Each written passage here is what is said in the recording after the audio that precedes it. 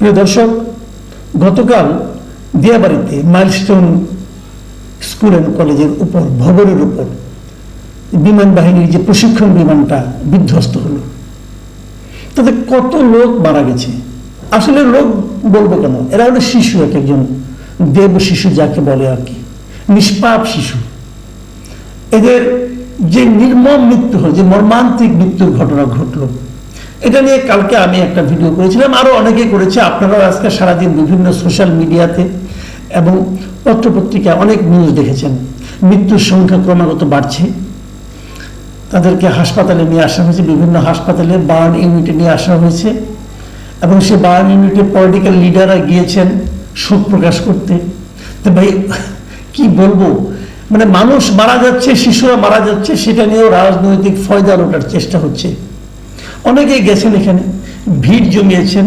ডাক্তাররা বলছেন আপনারা ভিড় জমাবেন না। এই ভিড়টা হলো এই বাচ্চাদেরকে সুস্থ করার ক্ষেত্রে সবচেয়ে বড় প্রতিবন্ধকতা। কিন্তু তবু ভিড় কিন্তু কমেনি, অপ্রয়োজনীয় ভিড়, লোক দেখানো ভিড়। উপদেষ্টারা গেছেন, অনেক উপদেষ্টারা গেছেন, 5 জন 6 জন উপদেষ্টা গেছেন, কিন্তু স্বাস্থ্য উপদেষ্টা যার যাওয়ার সবচেয়ে প্রয়োজন তাকেই দেখলাম না। হ্যাঁ, উপদেষ্টার সহকারী যিনি আছেন অধ্যাপক সাইদুর রহমান সাহেব, ওনাকে দেখেছি, কিন্তু স্বাস্থ্য উপদেষ্টাকে আমি দেখিনি। তো এই যে সরকারের যে তৎপরতা, তারা অনেক কিছু করতে চাচ্ছে, কিন্তু এই ঘটনার জন্য দায়ী কি? দেখুন ঘটনা কি। ঘটনা হলো বিমান বাহিনীর একটা প্রশিক্ষণ বিমান ধসে পড়েছে, বিধ্বস্ত হয়েছে। কোথায় পড়েছে? শিক্ষাঙ্গনে, একটা স্কুলে। তাহলে এখানে আর তাদের দরকার কি? চিকিৎসা। তো মূলত 3টা মিনিস্ট্রি আমি ধরি, একটা হলো প্রতিরক্ষা মিনিস্ট্রি অথবা বিমান বাহিনী, আরেকটা হলো শিক্ষা মন্ত্রণালয় যেহেতু শিক্ষাঙ্গনে, আরেকটা হলো এদেরকে চিকিৎসা করতে হবে, সেটা হলো স্বাস্থ্য মন্ত্রণালয়। আমি যদি 3টা মন্ত্রণালয়ের কথা বলি, এদের পারফরমেন্স কি? আমার বিবেচনায় পারফরমেন্স হলো জিরো, জাস্ট জিরো। আমি উদাহরণ দিয়ে বলছি আপনাকে। আগে শিক্ষা মন্ত্রণালয়ের কথা বলি। শিক্ষা মন্ত্রণালয় এই ঘটনার প্রেক্ষিতে চলমান যে পরীক্ষা চলছিল ছাত্রদের, এই সময় যে এইচএসসি পরীক্ষা চলছিল, যে সময় সেই এইচএসসি পরীক্ষাটা তারা স্থগিত করেছে। কখন স্থগিত করেছে জানেন? মধ্যরাতের পরে। ঘটনা ঘটেছে দুপুরে।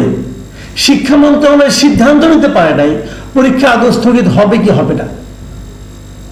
সেটা তারা স্থগিত করেছে রাত্র 2:41 জাতি প্রথম জেনেছে যে পরীক্ষাটা স্থগিত করা হয়েছে। কিভাবে জেনেছে? তাও তথ্য মন্ত্রণালয়ের যিনি উপদেষ্টা আছেন মাহফুজ আলম, ওনার ফেসবুকে উনি বলেছেন যে উনি শিক্ষা উপদেষ্টার সঙ্গে আলোচনা করে তারপরে সিদ্ধান্তটা জানিয়েছেন। তো দুনিয়ার সবাই কি ওই রাত্র 2:41 পর্যন্ত বসেছিল? সকালবেলা অনেকে গেছে, সারা দেশে পরীক্ষা, সকালবেলা অনেকে পরীক্ষা দিতে গিয়েছে, যে এনেছে যে পরীক্ষা স্থগিত। এই হলো শিক্ষা মন্ত্রণালয়ের পারফরমেন্স। স্বাস্থ্য মন্ত্রণালয়ের পারফরমেন্স তো প্রথমেই বললাম। স্বাস্থ্যমন্ত্রী কোথায় দেখা যাচ্ছে না, উনি আসেন কি নাই কেউ জানে না। প্রতিরক্ষা মন্ত্রণালয়, ওটা তো আমাদের মানে একজন জাতীয় নিরাপত্তা উপদেষ্টা আছেন, উনি এই ব্যাপারে হেল্প করবেন, উনি যে কোথায় আছেন কেউ জানে না। ওনার কোনো রা শব্দ দেখি নাই। প্রধান উপদেষ্টার মন্ত্রণালয়ের মধ্যে আছে। প্রধান উপদেষ্টা কি করেছেন? কাল রাতে একটা 5 মিনিটের একটা ভাষণ দিয়েছেন। ওই ভাষণে মানে কান্নাকাটি করা ছাড়া কিছু করেন নেই উনি। ওনার কাছ থেকে মানুষ একটা প্রতিকার চায়, একটা সিদ্ধান্ত চায়, সেটা কোথায়?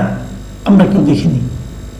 আচ্ছা, বিমান বাহিনী একটা বিমান করলো, বিমান বাহিনী প্রধান কোথায় এখন? কেউ দেখেছেন? তার কোনো কথা শুনেছেন? শুনলাম ওই নাকি তুরস্কে আছেন। ঠিক আছে, তুরস্কে আছেন, ওখান থেকে কিছু একটা উনি বলতেন, মানুষ জানতো যে বিমানটা ধসে পড়েছে এই বিমানটা চীনের তৈরি। 2013 সালে এই ডিজাইনের মানে এই মডেলের বিমান তৈরি চীন বন্ধ করে দিয়েছে। বন্ধ করার আগে আমরা ছিলাম শেষ গ্রাহক। 36টা বিমান নাকি আছে আমাদের। 36টার মধ্যে 3টাই গত কয়েক বছরে বিধ্বস্ত হয়েছে। যে বিমানের এত বেশি, 36টার মধ্যে 3টাই বিধ্বস্ত হবে, তাহলে বিধ্বস্তের হার কত? প্রায় 10%-এর বেশি। এই যে বিমানগুলো বিধ্বস্ত হচ্ছে, এই বিমানটা চালায় কেন? এটা দিয়ে প্রশিক্ষণ করাই কেন? কিনেছে 2013 সালে, মানে হাসিনা সরকারের আমলে। তো বোঝাই গেছে লক্ষ্মর ঝক্কর মার্কের বিমান হয়তো বিশাল দাম দিয়ে কিনে নিয়ে আসছে। টাকা পাচার তো একটা বিরাট সুবিধা এগুলো। এই সমস্ত সামরিক কেনাকাটাতে কোনো হিসাবও হয় না, কোনটা কত দিয়ে কার কাছ থেকে কিনলো কেউ জানে না, টাকা পয়সা জায়গা মতো চলে যায়। এগুলি তো হয়েছে দেশে, সেই বিমানগুলো আরো আছে, আগামীতে আমরা অপেক্ষা করতে হবে কবে আরেকটা কোথায় ধসে পড়ে। এইগুলি নিয়ে আমরা আছি। প্রধান উপদেষ্টা একটা বিরাট কাজ করেছেন, ওনাকে ধন্যবাদ তো দিতেই হবে।